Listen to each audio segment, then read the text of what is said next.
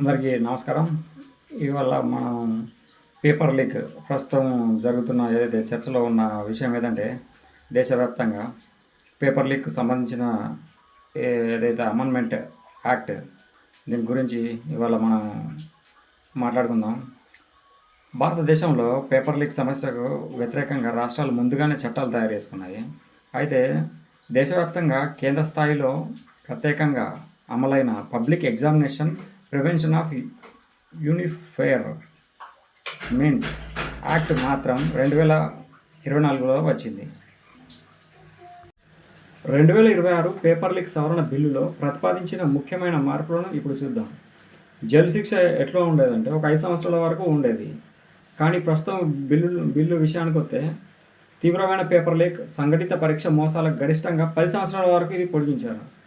జరిమానా ఒకప్పుడు ఎట్లా ఉండేదంటే ఒక ₹1,00,00,000 వరకు మాత్రమే ఉండేది. కానీ ఇప్పుడు మాత్రం భారీగా ఎట్లా అంటే ఒక 10 కోట్ల వరకు జరిమానా విధించే అవకాశాలు ఉంటాయి. ఎవరిపై చర్యలు ఉంటాయి? ఒకప్పుడు ఎట్లుండేదంటే వ్యక్తులు సేవలు అందించే సంస్థలపై మాత్రమే చర్యలు తీసుకునబడేవి. కానీ కొత్త బిల్లు ప్రకారం ఎట్లుంటుందంటే పరీక్షా కేంద్రాలు, విద్యా సంస్థలు, ఏజెన్సీలు, కంపెనీలు కూడా ఈ పేపర్ లీక్ సహకరిస్తే వాటిపైన చర్యలు తీసుకోబడతాయి. దర్యాప్తు గడువు ఒకప్పుడు దర్యాప్తు గడువు ఏంటంటే నిర్దిష్ట గడువు ఏం ఉండకపోయేది.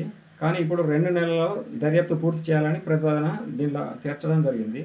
విచారణ ఒకప్పుడు సాధారణ కోర్టులోనే విచారణ జరిగేది. కానీ ఈ కొత్త బిల్లు ప్రకారం వేగంగా తీర్పు రావడానికి ఫాస్ట్ ట్రాక్ కోర్టును ఏర్పాటు చేయాలని ఇందులో ప్రతిపాదించడం జరిగింది. మన వీడియోలను సపోర్ట్ చేస్తారని ఆశిస్తున్నాను. మన వీడియో నచ్చితే లైక్ చేయండి, మన ఛానల్ని సబ్స్క్రైబ్ చేసుకోండి. అందరికీ నమస్కారం.